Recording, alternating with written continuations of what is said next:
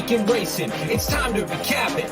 And who better to do it than Michael New Magic? Two bros/pros who cover the highs and lows of racing around the globe on every one of the shows. Real fans look forward to these guys and their last stunts, cause they know they're not talking out of their royal ascot. What they say makes sense. So ladies and gents, sit back and relax as Blinkers Off presents The Magic Mike Show, where you hear the experts speak. The Magic Mike Show. Tune into the show every week. The Magic Mike Show. You can trust the show is the bomb because it's being brought to you by RacingDudes.com. What's up, everybody? I'm Magic. And I'm Mike. And this is The Magic Mike Show, Mr. Sandwich. How are you doing today? I hope you don't have any plans to buy through Robinhood right now. People are a little upset at him. I'm doing pretty good, man. Yeah, it's funny. The best thing I saw Monday is probably one of the worst things I've seen all day today. It's kind of turned into, let me say, stock market Twitter made horse racing Twitter look really nice this afternoon. Like, it really made it look tame based on everything else that was going on. So it's an interesting couple of days in that whole fiasco that went one way and then quickly went another. And like I told a friend the other day, when you're taking money from someone, make sure you know who it is. And if it's a billionaire who has more information than you, then maybe take some profits down. Just throwing it out there. It's you know what? So I use Robinhood. Just I only have a couple little things. Couple little investments. I'm not any kind of a day trader by practice. I usually check once a month to see how they're doing. And when I was seeing all this shit, I was like, you know what? There's going to be a class action lawsuit, and I'm going to be able to join it because I'm going to be able to say I was a Robinhood active user during this frame time. And then about 10 minutes ago, I saw, there's a class action lawsuit coming to Robinhood. So I can't wait in about 2.5 years to get that probably $1.37 that they're going to give everybody from that lawsuit. Yeah, I mean, there's also already there's a class action lawsuit. I think it's the Southern District of New York has already started an investigation into it. So it's getting kind of crazy, and they're supposed to IPO. They filed their Section C, I think it is, a couple of months ago. They're supposed to IPO in the next month or so on the stock market. That ain't happening now. They pretty much tanked their company today. I mean, you have to assume anyone who was an investor using Robinhood after all the issues they've had in the past 6 months anyway is now going to stop using the platform entirely. So you got to wonder. If you know you're tanking your own company, what did you get in return to do that? It wasn't just a nice little pat on the back. There were some wheels that were definitely greased this morning by people who have a couple more bucks than you and I do. We'll just put it that way. Yeah, I would say we were talking about it briefly before we went on air because this is something that you brought to everybody's attention, including mine, on Monday. And the last few days, I've been trying to figure out what it all means. And I get about 10 seconds in, and I just go, you know what? In 2008? No, not that long. It's been a minute. But there was that movie, The Big Short, where there was a movie about the 2008 housing crisis and the whole bubble that burst there. That was perfect. That movie was perfect at explaining what happened, who was to blame, and why it all went wrong. I'm going to wait for the next Brad Pitt movie to just tell me, here's how it went wrong. Here's what it is. We'll literally have celebrities dumb it down for you, explaining blackjack, put Margot Robbie in a bathtub again. And then I understand things that way. Listen, I would have been an A+ student. If Margot Robbie in a bathtub was my teacher all through high school, A+ student. Yeah, I mean, if we had a different background and about an hour and a half, I could jump in a bathtub and explain it to you as well. But I don't know if that would be quite as enjoyable. No, that would not be the best thing that anybody saw this week. What is the best thing that you saw? Okay, so I told you about this before. I just think it's hilarious. So I had a call with Aaron and Jared yesterday. We were talking about doing a few more things for the site. And one of the things that came up is I was playing tournaments at the time. And so I was talking to them about tournaments. I got Aaron and Jared to play tournaments today. And Jared gets off on an absolute hot streak. Wins the first 3 races at Gulfstream Park, sending office memes, the whole deal, right? Having an absolute blast. 3 races left in the day. He goes, I'm hooked. I'm doing this. I'm going for it. He gets nosed for place money in the last race and ends up not winning the qualifying seat. And his immediate response, this is BS. I'm out. I'm never doing it again. So it was interesting because he got the full tournament life feeling there all in one day of the exhilaration of absolutely crushing, and then everything just kind of falls apart at the end, which is often what happens in tournaments, because if you have 1 or 2 prices come home, the shorter prices winning doesn't really pan out. So, first off, I'm glad they played. I hope they had a good time. Tournaments are awesome. I think they're an absolute blast. I highly recommend them for everybody who's watching. They're a great way to spend $18 and enjoy a full card at Gulfstream Park and not have to worry about the rest of it. But man, it can be a frustrating life too. It goes both ways. So it was pretty fun to see the roller coaster of the tournament life be introduced to them, and specifically the last race where Jared needs the 4 to place, and Irad goes 45 and change on the favorite out front in a mile turf race for no reason. Oh, poor Yeah. Jared. Hopefully that's as far as his bad luck extends. The Kansas City Chiefs are used to the opposite, right? Maybe they don't start as strong, but they always come flying, and you can trust them in the fourth quarter. So at least he's got that to look forward to in the Super Bowl. Best thing that I saw goes back to Monday's show. Right in the middle of it, one of our frequent longtime watchers and listeners and Selma Bomb's purchaser, Dr. Tang, his wife went into labor in about right in the middle of our show. And then a few hours afterwards sent me a message that his first child, a daughter's born. She and mom are doing well. So I was like, this is the best thing I'm going to see all week. With one of our followers we got to know pretty well is out there now a father, and he's already given me tips for I've got 3 months, a little over 3 months left here before I'm a father. So it was nice to get those tips from him. And he said that after all the residency school and training that he did, he still has never been this tired in his life. So yay. It's a new world, man. It's a whole new world. He joined the Girl Dad team, so I congratulated him when he shot me a picture. And yeah, it's crazy, man. I'm telling you, get a nice reclining chair with a USB plug, because you're going to spend a lot of nights up late and just have something to watch. We definitely have the recliner.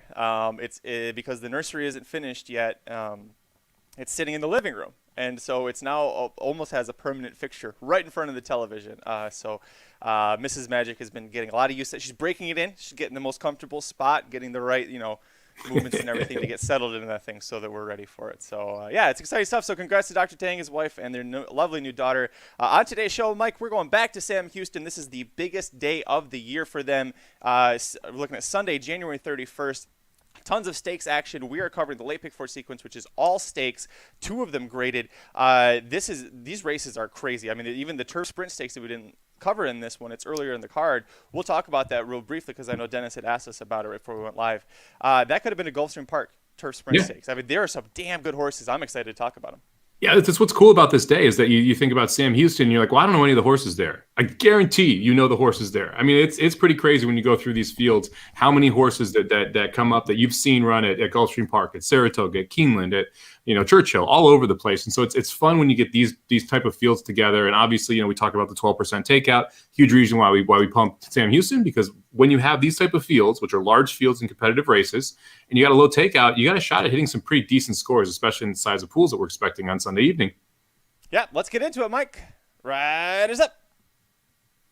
I couldn't think of a better transition. You nailed that. I was like, that's perfect. That's what I'm here for.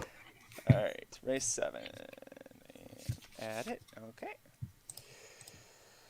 Field of 12. Okay, this is going to be fun, so if you guys are watching live the replay, thanks for joining us. I am obviously in a different room. I only have 1 computer instead of 3, so it's not going to be as fun and neat production-wise. So I apologize in advance. Running off of this. Okay, you ready, Mike? Let's roll. 3, 2. All right, kicking things off for the late pick 4 sequence is Sam Houston on Sunday, January 31st. Race 7 on the card. This is the $200,000 Texas Turf Mile Stakes. Field of 12 males, all 3 years old, plus 2 also eligibles entered to go. Hey, guess what? A Turf Mile. Favoritism is on the number 5, Fighting Force, at 3-1. Also, number 11, Win From Within, at 5-2. Both of them from Todd Pletcher. We told you there's going to be some good horses here. When Todd Pletcher sends 2 for a $200,000 purse in a Turf Mile, this is going to be a really fun race, and good hell, Mike, what a field. Where are you going on top? Yeah, so this is one of the more interesting races on the entire card to me. And I've had, before we jump into the handicapping of this specific race, I want to address something that I've noticed a lot here in the early season. So these 3-year-old races have been really difficult, because a lot of different racetracks are not allowing Lasix as 2-year-olds. And so you're seeing the majority of horses trying first-time Lasix as they turn 3, and they race in a lot of these races. Now, some states like Texas does allow it, so you'll see horses coming from Remington, some horses coming from Oklahoma that will have used Lasix before. But coming from a Stronach track, and a couple others around the country, Naira as well, there's no Lasix. So you see some interesting jumps up where it's just kind of, it's tough, because it is a projectable improvement, because they're adding Lasix for the first time. But when you have 9 horses in an 11-horse field adding Lasix for the first time, it's difficult to project who's going to improve the most, right? Because you have everyone all on the same angle with first-time Lasix, which to me, like back in the day when not every horse did get the race day medication, was a pretty big angle. So that has been one of those things I've kind of kept an eye on here as we've gone through these fields and figured it out. I'm going to go I learned my lesson. Look, Todd Pletcher on the turf, let's go, right? So I'm going to go to the 11, Win From Within is my top pick here. This is a son of Into Mischief, and this is one of those situations where we talked about that first-time Lasix. Well, what an improvement. I mean, talking about this horse is going a mile 16th in the Gulfstream turf, broke from the 12 post Not an easy thing to do. Got the lead, got to the turn, ran a big race, ended up running an 84 Beyer, which is the best last Beyer in this field. If you look at that last race in Saratoga, was going to face Fire at Will, who ended up going on and winning the Breeders' Cup. And now you're sending this horse here, a little different jockeys than you normally see with Todd Pletcher, but everything here seems to line up that Win From Within is going to run a big race. I don't love the fact that last race came on the lead, though. That's my biggest concern. It's one of the reasons why I'm going to end up 4 deep in this spot. I am going to use the other Pletcher, which I'll talk about real quick. This is a horse called Fighting Force out of Air Force Blue, which is one of those sires I like. This horse sold for $400,000. It's a very expensive horse that's showing up here at Sam Houston. This one's never tried Lasix before. So for that reason, I expect you're going to get a pretty decent step up. And even without a massive step up, this horse kind of already fits in the progression that we've already seen through 4 starts. If you take off the race that went off the turf, and you just look at the 3 turf starts, you go 66 to 70 to 77 in a stakes race. Faced Kentucky Pharaoh last time, who looks very good, who I think is a very good horse. That horse won at a price at Gulfstream Park and then won right back, wire to wire. So I think that Kentucky Pharaoh would probably be the favorite in this spot or close to it. And so I think there's nothing wrong with losing to that horse for Fighting Force. So I'm going to go with the 2 Pletchers on top with the 5 and 11. I'm going to play 2 tickets, one for 50 cents, one for $2. On the $2 ticket, I'm just using the Pletchers and hoping to move on.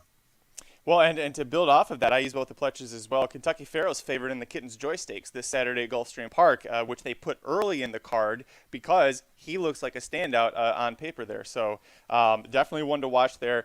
I used both of those. I didn't even go with them on top. I actually went with the 3 Excess Magic, which, first of all, the name is a misnomer. There's no such thing as Excess Magic. It's just all the magic. It's wonderful. But I like that Brett Calhoun, when he finally gets this horse to route on turf, suddenly wins by 6 lengths. Yeah, it was at Remington Park, but Remington Park horses have actually been kind of sneaky when they go other places, and you see right here, Calhoun then moves him to the Fairgrounds, which can be a tougher circuit for him, wins by 4 lengths there, again going a turf route.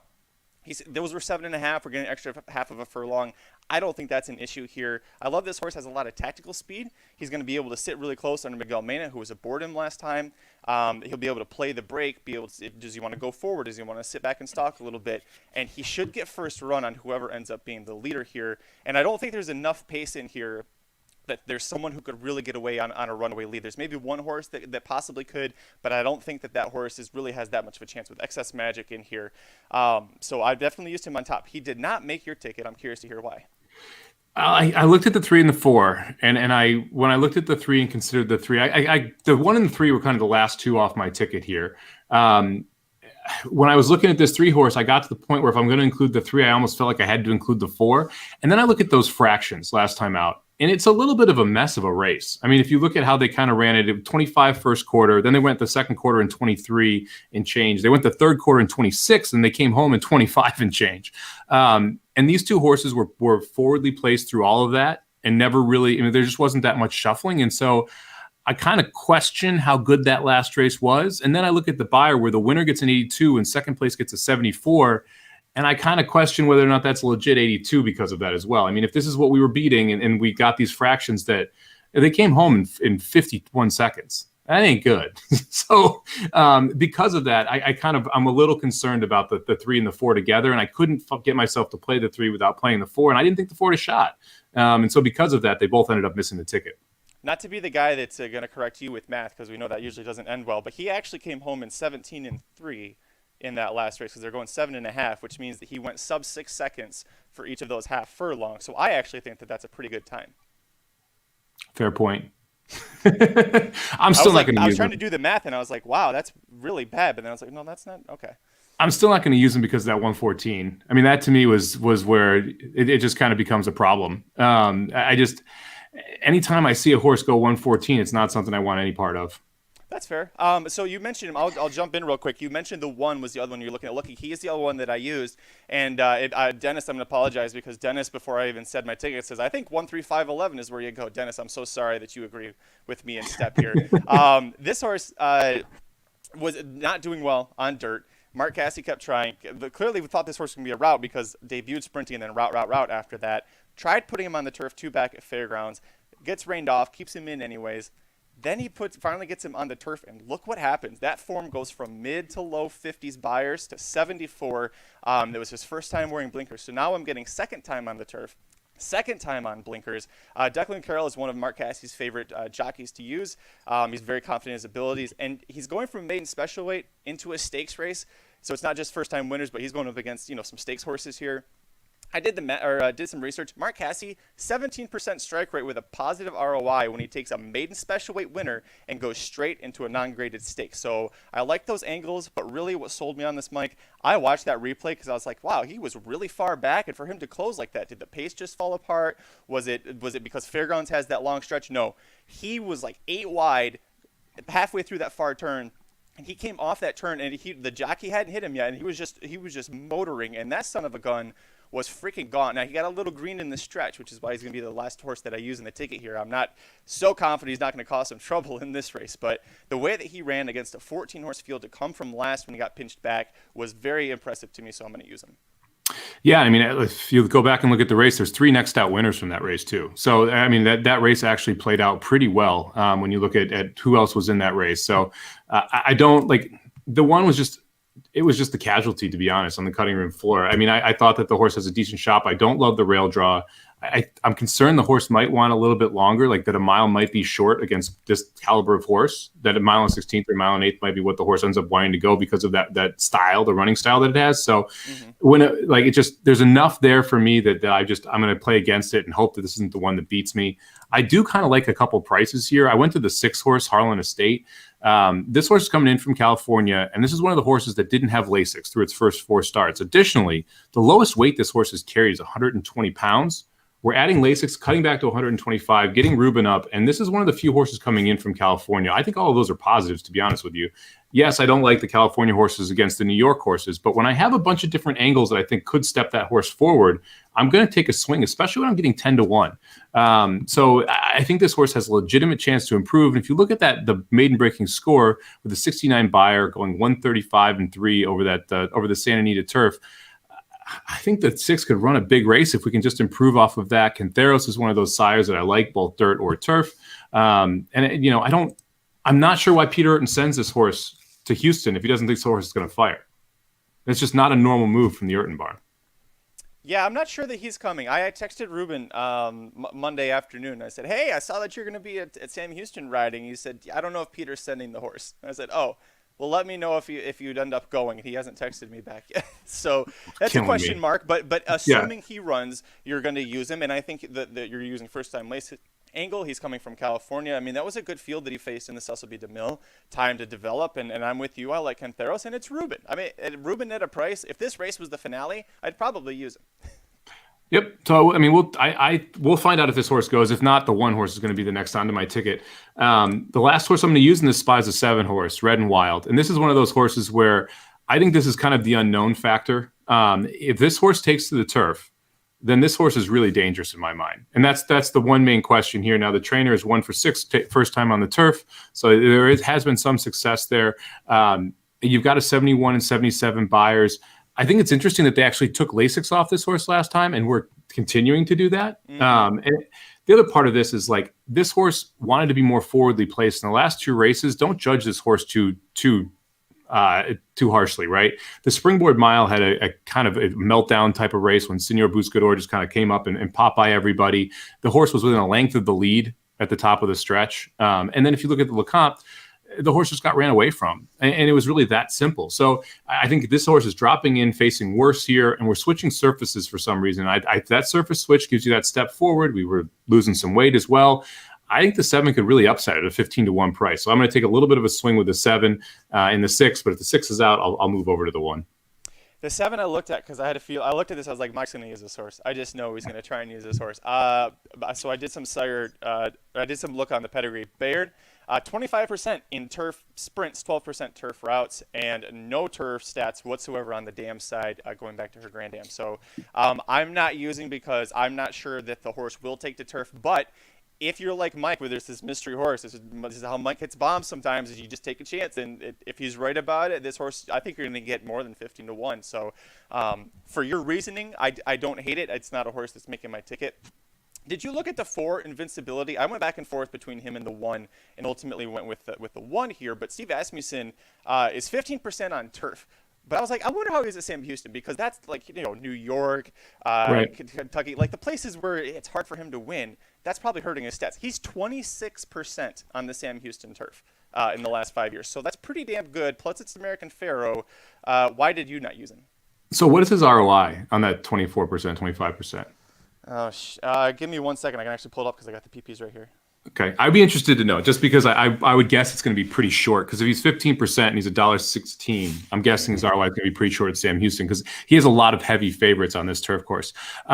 It goes back to those fractions, man. Like the 25 is slow for the first quarter, the 114 is slow for 3 quarters, and then to not hold on is just, to me, not something that I want, especially since I think you're going to face more pace pressure in this race. I also think it's interesting that this horse started out with 3 turf sprints and then went 7.5 and wasn't able to hold it in what I consider a slow pace. So I'm worried that the mile is just going to be a problem for this horse if it faces any pace pressure, which I think the best horse in the race, the 11, is going to be part of that pace pressure. So for me, I just don't see the way the 4 horse can be able to wire the field. I think that's the only way the 4 can win. We have a horse in here that's on our fantasy team, the 8 Chess's Dream. Neither of us are using. I didn't use him. I didn't consider him because he's also entered at Gulfstream Park on Saturday, actually against Kentucky Pharoah in the Kitten's Joy Stakes. I have a feeling that that's where he's going to end up, not just because he's training at Gulfstream Park. That race is depth-wise a lot easier than this one is. And they take Sam Houston's entries a week before Gulfstream. So Mike Maker, when he entered in the Kitten's Joy, knew that this horse was already going to be running here, and I think that where his position was going to be, who's going to be facing. So I think that Maker saw this and went, let's enter the Kitten's Joy, and that's the way he's rolling. You didn't use him. Is that why? Did you have another reason for it? I just don't love coming from a state-bred maiden race at Gulfstream to go to this level. I think that was my main concern. I do think the horse would take a step forward here, but I'm just not sure it would be a big enough step to get the job done. Give me 1 second here. I'm pulling up the Sam Houston, Steve Asmussen turf stats. So he is 26% with a $1.49 ROI. So better than the dollar, was $1.15? Something like that. $1.16 for 15%. But the concern is if it's $1.49 on 26%, I mean, that means you're generally winning with sub 2-to-1 shots. And this horse is 12-to-1 in the morning line. And so it's not the style of horse that you generally see him win with on the turf course. Good. I'm glad you asked that question. We'll move on to the second leg of the late pick 4 sequence at Sam Houston on Sunday, January 31st. This is the Grade 3 $300,000 Houston Ladies Classic Stakes. This is the big race of the whole day at Sam Houston. Field of 7 fillies and mares ages 4 and up, going 1 1/16 miles on the main track. Big favoritism here on the number 7, Latruska, at even money. If you want a full in-depth preview from Dr. Miranda, she did her best bets for this race. It's over at racenews.com. You can check that out. It's also on the YouTube page. I will say, to her credit, the dirt female distaff division has been lights out for her, or was lights out for her in 2020. So she and I saw this race the same way. I'm curious how you saw it. I'm going to be a chalk-eating weasel and single up the 7 here. I mean, I went back and forth on how could we beat Latruska, and I do have 2 horses that I would consider using, and one of them is yours, one of them isn't, so I'll let you talk about that one after I talk a little bit about Latruska. But it just comes down to the fact that this is the best horse in the field. I mean, if you look at the last 4 races, they're all graded stakes, grade 1, grade 2, and 2 grade 3s. Both grade 3s she dominated. It wasn't really close in either of those spots. Today we're in a similar spot where we're sitting in here in a grade 3. I don't see a bunch of pace pressure that I'm concerned with. I mean, people are going to point to a couple other horses in here, like the 5 horse Figure It Out, who's been on the lead a couple times, but that horse is running 24:49 in opening half miles. And you look at Latruska, who can run 23:46, 110 and keep going. Like there's just a different class of horse here that we're seeing from the 7 versus what we see from the 5 horse, what we see from, the 3 horse. And the inside 2 horses I think are somewhat interesting, but I'm going to single up Latruska in both the 50 cent and the $2 because I think that the last 2 races are races where you could go price hunting, and I want to do that. And the best way to get as many bullets as possible is to just swallow the chalk, who I think is the best horse in this race. I'll tell you, the one thing that's, because I didn't single her, like you mentioned, the big thing that concerns me with Latruska is she has not put together 2 strong races in a row in North America. Sometimes you could say, was she facing a super hot pace from Serengeti Empress in the Ballerina, or, did she get bumped around it? She's not put together 2 good races back-to-back in North America. She's coming off a career best since she showed up here with the 98 Buyer and the Rampart.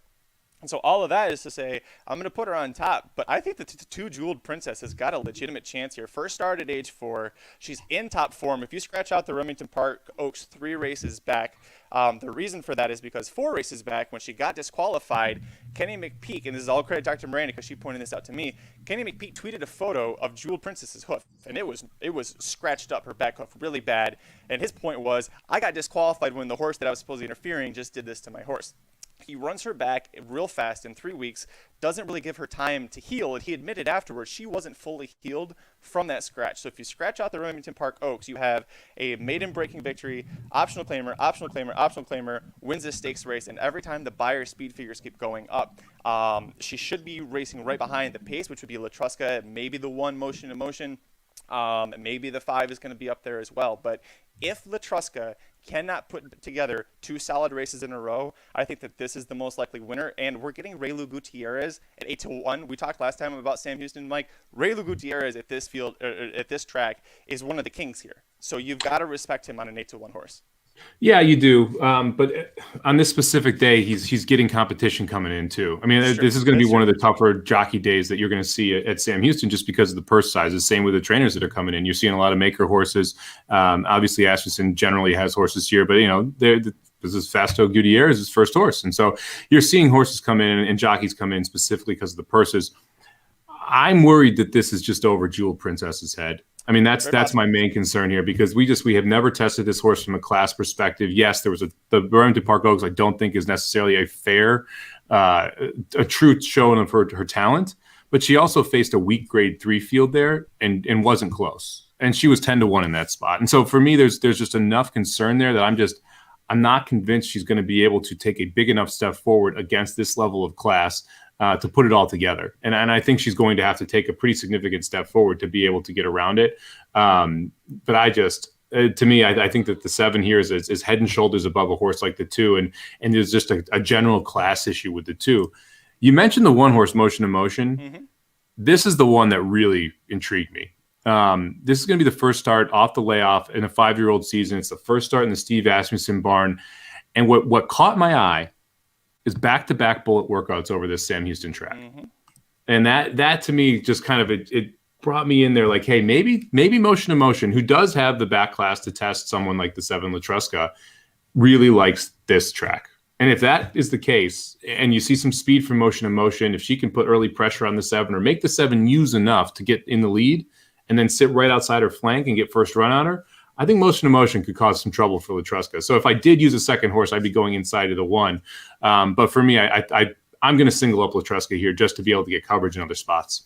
And a big knock for me on Motion to Motion, actually, I'll give you 2 of them. One, Stuart Elliott is Steve Asmussen's top rider, Sam Houston, and he's not on this. He's actually on Lady Apple, who was last year's defending champion, who we haven't even talked about, but neither of us are considering. But because there are 2 Asmussens, I was like, if I use the 1, I feel like I'd use the other one, especially when his top rider is over on that horse. So I'm going to take a pass on both of those. But she does have that inside speed. She was purchased for, I forget how much it was, but she was purchased privately or purchased at auction in November, and Spendthrift Farm brought her back with the intention to race her 1 more year, which we've seen them do with a lot of mares in that field. So, or from last year's November sale. So, but here, listen, the too long didn't read version is Mike never likes to eat chalk, and Mike is singling the chalk in this spot, and she should, by all accounts, get the job done and do it backwards on 3 legs. So we'll move on to the 3rd leg at Sam Houston on Sunday, January 31st. Race 9 on the card. This is the grade 3 $200,000 John B. Connolly Turf Cup Stakes. Nice field of 12 males 4 and up, going 1.5 miles. That is a 3-turn race at Sam Houston. 3 of these, by the way, from Mike Maker. Favoritism is on the number 10 Spooky Channel at 5-2. And Mike, when you have these marathon races, a lot of times you're like, this is going to be a slow one. Good Lord, I feel like this is, like Ricky said on his Rocket Hour show this morning, this is when you can kind of take a 30. Just go take a break, come back, the race will be about halfway through. Yeah, this is going to be an interesting one. And I think this is kind of one of the ones where you can start taking some swings. I do like Spooky Channel as one of my 2 must-uses. Spooky Channel is going to make the $2 ticket that's a little more pressed up. But my top pick is going to be 10-1 on the morning line. I'm going to go with A Journey to Freedom. The 3 horse for Mike Maker gets Castanon up. And he's one of the top jockeys, he's one of the better jockeys out there on the East Coast. He's one of the jockeys that's coming in that I'm excited about here. This is just one of those classic horses for me where Maker takes this horse from the Miller barn, which is not generally someone you want to claim off of. Let's be honest here. And the horse doesn't or if the horse steps up in the next 3 races, goes in 89, 89, 89, and goes from West Coast competition to East Coast competition. And you look at like that October 3rd race, faces off against Gufo, No Word, Mo Ready, right? Fancy Liquor, Bye Bye Melvin in the next one. Then goes to a 100K stakes, the Giappani Stakes, and runs a decent 4th. This is almost a step down in class. And I the first start as a 4-year-old is one of those that I like as a progression angle. So I think the 3 can take a step up from that perspective. Look, in Mike Maker, I trust in these longer races. And if I'm getting 10-1, a top jockey, a horse that's clearly progressing well and that they like, they claimed this horse for $80K and brought it across the coast against tougher horses and put it in the Belmont Derby. Maker Barn believes that there's talent here. I think that we should too. I like the price at 10-1 on the 3 horse. Can I tell you why I burst out laughing as soon as you said this was your top pick? You don't know this. He's a half brother to another Twist of Fate, who you absolutely despise when he leaves California. Well, it tells you even more, man. I love it. I love it. I don't think another Twist of Fate is a shitty horse. I think another Twist of Fate was in a terrible spot. Like that's the thing. You put another Twist of Fate in $1 million turf race. Again, like no, it just doesn't fit. And we proved out the horse didn't fit at all. This is not a bad spot for this horse. That's the difference. Also, I like Mike Maker competing against East Coast horses, especially after you've shown proof that you can do it. Right. This horse, 3 straight races, has shown it's competitive with that East Coast pride, that East Coast crew. I just loved it. I love that was your top pick. Listen, a question popped up here, Dennis. Magic, how many years has Mike Maker won this race? So I actually knew this one. Mike, I'll let you guess. The last 9 years that this race has been run, how many times do you think Mike Maker won it? 7.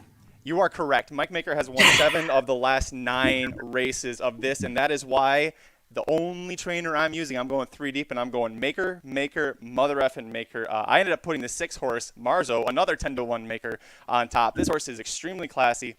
He's got the ability to sit on or just off the pace. But let's look at his form. You look at his recent form, you're like, God, this horse sucks. All right, well, Turf Paradise. Let's give it a break. Let's give it a break here. Turfway Park. He was on the synthetic. That was his first race in 4 months. Yeah, I'm going to scratch that off because he doesn't like the synthetic. That was the only time in his life, 23 starts, that he tried synthetic. It was clearly a prep. Before that, you go to Saratoga. Grade 1 Sword Dancer. Lots of good horses. Channel Maker. You saw that he almost won the Breeders' Cup Turf. Cross Border. Aquaphobia was just coming off of the United Nations. That was on soft turf. This horse never got over the footing. Hated it. He's never liked soft grass. You look at that 3-back, the Bowling Greens. Who beats him? Sadler's Joy, Cross Border, Highland Sky. Any of those horses are here. Heavy favorites. He gets a 97 buyer. Before that was in the John B. Connolly, was 3rd. Bema's Boy, who beat him for 2nd that day, went back and won his next start. My point is, if you scratch off this horse's last 2 and you believe in Mike Maker, 10-1, get the F out of my way. I'm running to the front of the line. So this is my 3rd pick, and you didn't even explain why we should be picking this horse. Do you know the special thing about Marzo? No. Marzo. Oh, yes, I do, but I'm sorry. I do, but I'll let you. Sorry. October 17th, 2019 at Keeneland won at 16-1, and this is the horse that got me into NHC. That was the one that I won my qualifier on. So I have to use Marzo. I mean, this is the reason we were in Vegas and playing NHC to get, so I love this horse. But even outside of that, you made some great points. Look, this horse was in over its head. It shouldn't have been in the Grade 1 Sword Dancer. It ran a heck of a race, the prior race at Saratoga, to get the chance to do that. Last time I was on synthetic. If you take those 2 out and you look back, the course clearly likes the 1.5-mile distance. Has won there in the past against very good horses. 10-1 seems ridiculous here. Jimenez is a great jockey. Everything's lined up for the 6 to run a big race. I totally agree with you. I think the 6 is the horse you need to be using. Real quick, I have to. My power outlet is right here. I got to plug in, so I'm gonna disappear for a second, but I'm gonna be able to hear you. So we both like Marzo. We both like another twist. A Journey to Freedom. Tell me who a 3rd horse is that you're using here. Yeah, so I'm gonna use the 3 and the 10 as the must uses. I'm using the 6. Marzo is my next in. I'm gonna use 2 others here. I'm gonna use the 7 horse Tut's Revenge. This is kind of a local horse that's been running at Canterbury, running at Remington. This one is a little bit of a stretch, but I think this horse is going to make the lead. And I'm a little concerned this horse is able to just take them wire to wire. So because of that, I'm going to use Tut's Revenge here, who I think is going to make the lead in a paceless race. I'm concerned about the distance. I have a couple issues there. The trainer's a step below what we're seeing in the other spots. This is long off a pretty long layoff, but the trainer does fire 24% with a $2.95 ROI in these type of situations. So I'm going to take a shot with Tut's Revenge. I want the horse that I think is going to be head turning for home when everyone else is going to be trying to chase this horse down. And then I'm going to go to the 5-horse Conviction Trade, who is another Mike Maker horse here. This horse just fits. I mean, you look at the claim 2 back, takes a step up into 62 non-winners of 2, then right into the H. Allen Jerkins, runs well in both of those, misses to Hieroglyphic and Mr. Alec, who are not bad horses, then goes to that stretch out, that 2-mile stretch out, and just misses to Sir Anthony. We're cutting back to 1.5 miles. Horse has tactical speed when it needs to, and I think in this case, you're going to see this horse get first run on the 7-horse. So I want to have both of these horses, who I think are the most likely horses that they're going to be 1-2 turning for home, and then I'll have a cavalry charge trying to catch them. Well, another thing I love about the 5, other than he's a Mike Maker, how often do you see a horse cutting back in distance for a 1.5 mile race? You don't have any question about this horse because he almost won. He almost beat Sir Anthony, who I think was 28-1 or some ridiculous odds there, and just caught him in the final stages. You're also getting Rafi Hernandez, the Woodbine Wonder, is down to ride. Hopefully Rafi Hernandez brings his game south better than the Woodbine horses have been doing, especially at Gulfstream Park. But Irad rode this horse twice. I also love that Maker claims him for 50, runs him right back protected, and then into a stakes race without winning. He didn't win that first race back. He was third, and then he moves him up to a stakes race, and now we're into this stakes, graded stakes. So I love him, and I love that Rafi Hernandez, the Woodbine Wonder, is going to be on him. So those are my 3 horses. I'll talk about Tut's Revenge real quick. For me, I just didn't think he's going to get a lone easy lead, and I don't think he can handle the distance if he doesn't get a super easy lead. Now, if he gets a super easy lead, something happens, look out. I think if you can afford to, I think that's a good horse to add there. Yeah, and it's just surely I'm worried about the lone lead. That's why I'm including Tut's Revenge. Honestly, the horse I'm most concerned about leaving off here is our old buddy Tenfold, the 4-horse. Second out on turf here, and that first one was a pretty good step forward, running a 92 buyer. I don't think he'll have any issues with the distance, so I'm not concerned about that. Asmussen, we talked about a little bit, don't love his turf numbers, but he's getting Elliott here, and he's getting a horse that could easily take a step forward. And we're talking, this horse is taking a step down in class with what it's faced in its past. So if you want to spend a little bit more money, my ticket's $50. If you want to make my 50-cent ticket $62.50, the 4-horse would be that next horse in for me. And if someone is scratched out of this spot or in the next race, the 4 is the one that's probably going to end up making the ticket for me. The 4 I considered, and I love the fact that we wait until start number 22 to try him on turf, and they go, okay, well, he got 6, but he's only beaten 2 lengths, so they bring him back on turf. If they thought that wasn't a good try, they wouldn't have put him back on turf. So I think that they didn't make my ticket, but if the Maker decides to scratch 1 or 2, he might show up. The horse that is going to be first one on in the event of a scratch. What about Celerity? That horse on the rail at 30-1 with the last time out, it was his first race after a little while. It was at Mahoning Valley, so not a very strong track to be coming from, especially if you don't win. But it had Jared's favorite jockey, Barrios Hector, aboard. But look who he was facing before when he's going 1.5 miles at Keeneland. Got mid-80s buyers with Gabe Saez. Tide of the Sea. Tide of the Sea beat him. Mike, is Tide of the Sea any good? Do we know? Did Tide of the Sea win a big race recently that we're aware of? Yeah, I think he ran okay last weekend, right? Yeah, I think he ran okay. So listen, this horse is a 30-1 shot for a reason, but just like the argument I made for Marzo, scratch out his last 2 when he was on dirt in his last 2 starts here. His turf races, especially going long when he was at Keeneland and Kentucky Downs, where that class test is going to be a lot higher for an allowance race than it would be at another track. Screw it, why not? If there's a scratch, this is going to be the first one I throw in. Yeah, I mean, to me, I'm going to pass just simply because I don't see a single race in the past that wins this race. And so you're looking for a career best effort. Now, I realize we're late in the 5-year-old, early in the 6-year-old season, second off a layoff. There's reasons that you can hope this horse moves forward. I agree with you on the Tide of the Sea angle, but the horse that ran second to the Tide of the Sea there was Logical Myth. If you go to Tenfold, Logical Myth won that race, and Tenfold was closer to Logical Myth than the 1-horse was. So there's some other things that I could try and pick apart with the 1 that I would kind of lean toward that 4. We had one person ask in the chat about the 9-horse Vittori Kin. This is one of those that I looked at too. And this is, again, a horse that faced Logical Myth last time. It kind of seems to be that horse that's the identifier between everything. Has had success at this distance, 2 for 7 going long. I'm concerned the best days are behind this horse. That's the main reason why I didn't use it. You've had back-to-back 80 buyers here. Or 80 and change buyers here when you have those mid to low 90s that were really when this horse was thriving. So I'm concerned that we're past the glory days. But if this horse can somehow reach back into that, into the gut and pull one of those efforts out, the 9-horse fits in this spot. So I wouldn't talk you off the 9, but I'm not going to use it myself. I think it's noteworthy that Miguel Main is picking up for Mike Stidham. The collective, or those 2 guys have never ridden together in the last 2 years, but collectively or individually, they are good feel like you would like to use Miguel Mena. He's a good jockey, and Mike Stidham, especially at turf routes, is very talented. So I'm with Mike. I'm not going to make my ticket, but you might have thought I was nuts for using the 1. The 9's another bomb there that could be logical. My big reason for playing against the 10 Spooky Channel, which we didn't talk about, I think that 10 post is going to really screw him up, and I don't trust at such a short price that a race that doesn't seem to have any pace on paper, that he's going to be able to get the jump going 3 turns on horses like the Makers, who are going to be closer to the lead. Where did you put Spooky Channel here? So I use Spooky Channel as one of my must use. That's right. Yeah, so this was my second pick, and it, like, look, we talked a lot about this race in the live stream. Largent, Doswell, breaking the rules. I mean, this was the race that brought out some of the best horses we saw at Gulfstream Park on Pegasus Day. Like this, that's where the race, the Tide of the Sea, came out of. That race is a race that a bunch of people took a step forward on the biggest day at Gulfstream Park in the champions meet. I'm not going to then chuck the horse out. I agree with you. The 10 post is less than ideal. It's why I'm going 5 deep here. I think this horse is vulnerable. It's why I'm going 5 deep here. It's why I'm using a 10-1 on top. But if I'm going 5 deep here, I'm 100% using the 10 Spooky Channel. And the 10 is probably the best horse in this race. You're also getting logical improvement angles, second off a layoff. English Channels love a 1.5 mile distance. This horse is getting Julian Leparoux up.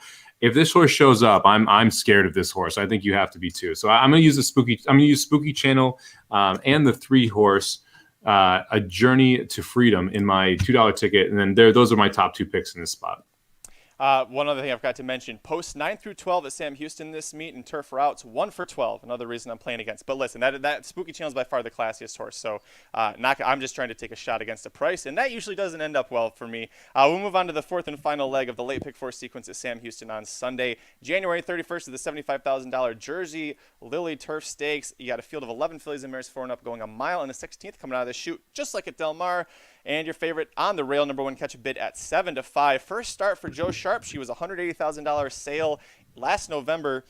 Mike, it's a short price to take on a horse that Chad Brown really couldn't develop into a consistent stakes winning filly. So do we take a price on 7-5? Do we go with that? What do you do? It's a must use, but man, it's a defensive one for me. I'm not gonna lie. Like, this is one of those horses where there's just what does Chad Brown do really well? Turf females. I mean, and this was supposed to be one of those next superstars. What went wrong? And that to me is like the biggest concern with this horse. And then you're going to pay $180K for this horse, and you're going to show up in a $75,000 overnight stakes at Sam Houston. Like, that's where we're showing up with this horse. And Joe Sharp's got a bunch of options at Fairgrounds, got a bunch of options coming up at Keeneland, like Churchill. Like, why is this horse showing up in this spot after that purchase? I just have enough questions that I don't want to, that this is one of those where I'm going to go 5 deep and I'm going to try and beat it. Clearly the best horse in this race. Like, if this horse improves in the first start of a 5-year-old season, is able to take a small step forward in the Joe Sharp barn, like, this is your best horse in the race. And that's why I think you kind of have to use it. I'm going to use it on the $2 ticket. I'm use it defensively on the 50-cent ticket. But man, I like some prices in here to try and get a little funky. Yeah, I'm with you. Let's talk about some of those prices. Well, I guess that isn't a price. This is a bad segue. The 8 Stunning Sky is my top choice. 3-1, so she's not the favorite. Maybe that's why I thought of it that way. A horse is 2 for 6 at the distance. I love that effort laughs out the Tropical Park Oaks. I think that was a much harder race than what she's facing here. Irad was aboard. She's only 3 lengths behind Vigilante's Way, who didn't get the job done on Pegasus Day, but was entered in one of those stakes races and looked pretty good. This is a very classy Grade 3 winner. First start at age 4. Julian Leparoux. Hey, look, it's Mike Maker. I got a feeling Mike Maker's going to have a pretty big day at Sam Houston. So the 8 made my ticket. You and I pretty much saw this the same way, so we can go back and forth for all but one of your horses. Talk to me about the 8 Stunning Sky. Yeah, 8 was my top pick in this spot. I think this is a logical progression horse here. That last race, I'm kind of just giving it a pass, to be honest with you, because it was a regression from a buyer perspective. But if you go back to the Keeneland race, the Kentucky Downs race, either the efforts at Saratoga, those are good enough races to make a lot of noise here. And I just keep looking at that Kentucky Downs race. We have Micheline, Harvey's Little Goyle, Luck Money, and this horse ran 4th to them. It's a monster effort. And if we go back to that, I think the Stunning Sky could be awfully difficult here. If you wanted to really press, I think you could even try singling the 8 here to be a little bit contrarian, because I think that the 1 is going to take a ton of money and catch a bid. I think that 7-5 is probably high on what this horse is going to go off on. I think you're looking at more of even money or 6-5. And I think the 1 is definitely beatable. And I think the 8 has some class. Little concerned that the 8 hung at Saratoga at the 2 races that it ran, but it's one of those horses where I definitely think it can take a step forward. Next horse in for me was the 7, who I think you were about to talk about, Morning Molly. And this is one of those where you're getting second off a layoff. You're getting Tom Proctor bringing a horse in from a handicap at Tampa, which is not a normal move for him. And this is a 5-year-old, so early 5-year-old season, late 4-year-old season, logical progression, second off a layoff. Horse was coming late in that race, was able to run wide. It's a step up in class for Morning Molly, but the buyer's fit, and if we can take a step forward, I think this horse is really dangerous. Yep, second off the layoff. Has got a win in a second at this division. Never finished outside the exacta in 4 turf starts. So you've got to like that. A bit of a class test, but this isn't a graded stakes. It's a $75,000 listed. So I think this is the correct next step. And yeah, we'll use Morning Molly. The other one that I used to finish it off is the 6 Cora, 20-1 long shot here for Nacho Correas. And I don't normally play Nacho Correas horses. So take note when I actually go ahead and use one. This horse was won her first 3 starts back in Peru. She was able to handle distance, no issue. Scratch out her last race when she was at Fairgrounds at Krantz Memorial. She was the last horse out of the gate. If you look at her running style, she likes to be a lot closer, and so she lost all chance at the start.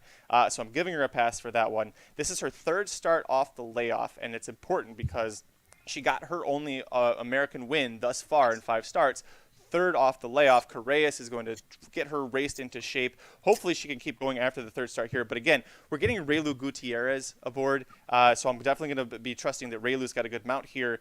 And I haven't talked about this before with other horses, but Bloom Racing Stable is a very sharp ownership group. Jeff Bloom runs it. He's a former jockey agent. He knows injury workings a lot like your slam dunk guy does. So he places his horses pretty well usually. I haven't used them earlier in the card, but I'm going to use Cora partially because I think if she needed a class relief out of a listed stakes race, Jeff Bloom would have done that. Instead, he puts her in here. So that's why I used her. What about you? Yeah, I thought this horse fit very well. I completely scratch out the last race. I agree with you specifically because of that start. The race prior to that was bumped at the break, but you still saw a nice step up late in the 4-year-old season. This is 3rd off a layoff, like you mentioned, so there's a logical angle that this horse can improve. And then you look at, and to me, this is kind of one of the big tips here. You look at that first race at Keeneland on July 11th. Mike Smith decides to take them out. Mm-hmm. And you had Speedy Solution, Mighty Scarlet, and Romantic Pursuit all ran 1, 2, 3 in that race. And that's a very good race at Keeneland that they started this horse out in. And the fact that Mike Smith wanted to ride it right out of the gate tells me that they believe in this horse. They believe there is talent here. And then the fact that we're going back into a stakes after the last effort tells me they believe there was talent here. You also look at that last race. The horse rushed up early to be able to end up being only 2 lengths off the pace after breaking last, and then ended up fading late. And so that one's just a line. And you're getting 20-1, which is a nice price here. You get Reylu, which is a nice price here. So I think the horse fits. If you go back to those, that if we can run a high or mid-80s buyer, that fits with the 1 and the 8 horse here. So I think that you're going to need to take a step forward, but I think that everything kind of is in line for this horse to take a shot at taking a step forward. Because I'm using the 6, I'm going to go right to the inside and use 5-horse Curlin's Journey at 15-1 as well. This horse ran against the 6 a couple back, and it actually was able to beat this horse 2 back when it ran second in the Blushing KD. I have no idea what that is. Whatever the hell that is. Yeah, Fairgrounds 2 back. But this was another one where I'm just going to draw a line through that last race where, Secret Message and Room to Finish ran. These 2 faced head-to-head, the 5 and the 6 last time out. They're both coming out of that race. And this horse was up front and just kind of faded. I'm not going to hold that race against this horse again when you have these 85s, 86s, 87s in the back class. If we can step forward and run back to those type of numbers, I think Curlin's Journey fits here. Sophie Doyle's only 4% at Sam Houston right now, but she knows this racetrack pretty well, and I'm not going to use that against her. She's won on this horse at Remington, 3 back. I think that Curlin's Journey fits here as well, and I think if I'm using the 6, the 5 horse kind of needs to make the ticket at 15-1 as well. 5 almost made the ticket for me for that reason. Ultimately left off because I thought 3rd off the layoff for Cora, I can project more improvement. With Curlin's Journey, I think you can get back to, you scratch off the last race, you can get back to what she was doing well when Grade 1 winning jockey, Sophie Doyle, rode her 3 back to a victory. So it's a good spot. I'm not going to make my ticket right now. 0 for 2 at Houston, 0 for 5 at the distance, but she has been facing consistently good levels. She was 4th in this race last year, so she's no stranger to Sam Houston or this stakes race. Dennis had a question, he had a comment about using the 3 Corluna. Not as classy, but has been consistent. Dennis, the problem is she doesn't consistently win, not lately, and I didn't use Curlin's Journey. I didn't use Quick, and neither did Mike. Quick's been ahead of Corluna in their last 2 starts, and Curlin's Journey was ahead of Corluna. It's one of those things where all these dominoes have to fall for me to Corluna. So I've got no interest. Mike, what about you? Yeah, I'm the same way. I'm not really interested in this horse. If I want to take a crazy shot, and I would go to the 9 horse here as my like crazy long shot play at 30-1. Elegant de Domino. This horse is coming out of sprint races and probably is the fastest horse in this field. I would say that this horse is going to send. And if you look at the turf race running a 77 Beyer, it's the highest career Beyer, one of the 2 times this horse has tried the turf. You saw the second highest career Beyer last time out, first time out as a 5-year-old after a long layoff and didn't run from November in his 3-year-old season to September in his 4-year-old season, runs once in January to start his 5-year-old season. Now this is the second off the layoff. It's a really aggressive placement for this horse to come right back into a stakes race. I think this horse probably makes the lead. Can this horse take him gate to wire? Probably not. But at 30-1, if you wanted to take a swing, I think there are worse swings to take than the 9 horse, who's kind of the new shooter in this group. Yeah, I don't hate the breeding as far as long shots go either. Twirling Candy out of a horse chestnut mare. So the turf mile, again, that seems like it's probably going to be about the limit for a mile, but should be able to handle the surface. And again, if you get that lone least speed, man, God, if this is the horse that does it, I think we're both be pretty pissed off. Yeah, I mean, it's one of those where, again, like and this is why I like singling the 7. I don't love swallowing the chalk with Etruska, but you can choose to add and pick and place horses here if you want to. And this 9 is one of those where if you want to add this horse on, you can add this horse. If you want to add tenfold, you can add tenfold. Because you have that single, you're able to go deep in other spots. And so it gives you a little bit more flexibility. I mean, I almost considered going 5-11 with 7 with 5 horses with all. Just because I thought that you could get a price in this spot. And if you want to go with the 2 Pletchers and Latruska, then you can spend a little bit more money in those last 2 races if that's the route you'd like to go. Dennis reminded us, Dennis, I'm going to put it at the end of the show, but you're asking. So we'll look at race 5 real quick. He just wanted to know what we thought about the turf sprint stakes. Just real quick, Mike, because I just know the horses by name and what they can do or not. So just real quick, who would be your top place here in the turf sprint stakes? So, I mean, look, I like some of the horses that you'd expect. I think Fast Boat's probably the classiest horse in this spot. It's definitely one that I would end up using, running against horses like Just Might, Extravagant Kid, Leinster, who I obviously like quite a bit. Price-wise, I think the 9 is kind of interesting. Shang Royal, who could show up on the turf here. You got back buyers on the turf that are some of the best that it's run, and now you may be in the best form of its life in the 6-year-old season. So a little interested in there, but probably not going to use that one. To me, the most interesting horse was the 12 horse on the outside, Kingpin at 12-1. This is second off a layoff for Michael Stidham, who ran, you have a career best race going 87, breaking its maiden turf sprinting. Now we're getting second in the 4-year-old season. It's $190,000 son of Quality Road, who loves to turf sprint.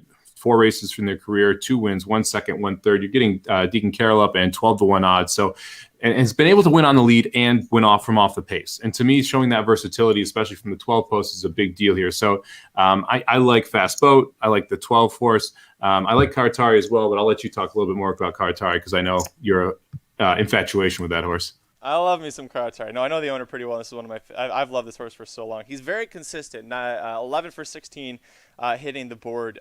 He got 4 of his 5 career wins have come going this distance, so I think that's going to help him cutting back to it.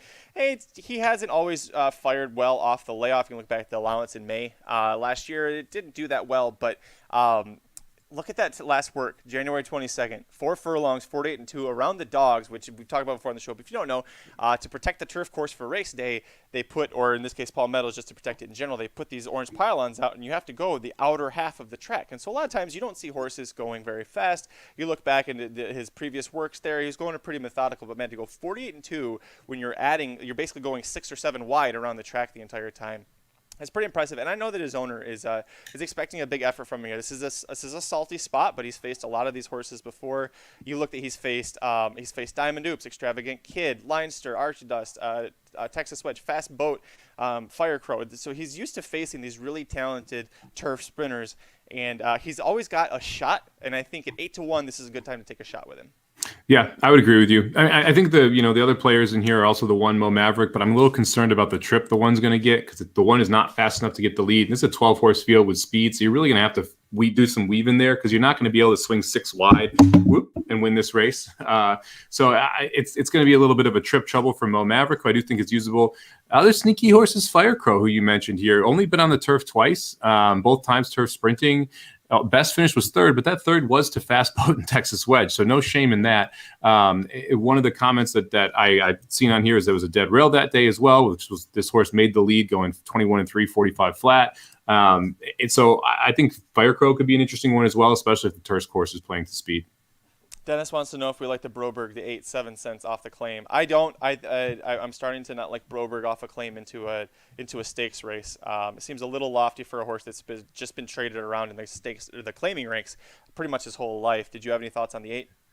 I mean, it's 15-1. I wouldn't talk you off it, but this is a big step up in class. I mean, and some of the buyers fit, and that's why I can see why the 8 would be a play here. And yeah, Broberg is usually very good off the claim, but to me, it's a big step up in class. And with horses like Fast Boat, and then like the Stidham on the outside who could take a big step forward, and Mo Maverick on the inside, and Karatari who's faced better, and Fire Crow who's a lot has to go well for the 8 to win the race. Now, could it happen? For sure. I mean, it's horse racing. Anything can happen, right? But you'd have to have multiple horses not show up with their A effort if the 8 doesn't take a big step forward first time Broberg.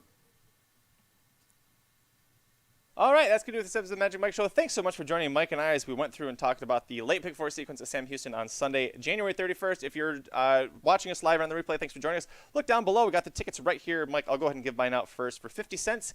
I'm going 1, 3, 5, 11 with 2, 7 with 3, 5, 6 with 1, 6, 7, 8, $48 ticket. Mr. Samich, yours, please.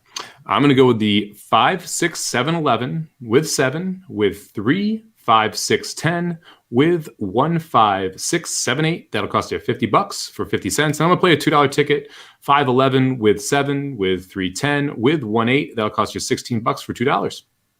Look at who just shows up. Dr. Tang, we talked all about you at the beginning. You show up right at the end. You're going to have to go back and watch the replay. No, I'm not going to tell you what we said. Hopefully the daughter's asleep, getting a little break. That's probably why it's like this is the first time she's been asleep in the last 4 days. Over at racenews.com, as I mentioned before, Dr. Miranda previewed the Houston Ladies Classic Stakes, gave her best bets. So make sure you check that out. The female dirt distaff division was her best by far last year. So she's giving that another shot here. She and I saw that race very similarly. So make sure you check that out.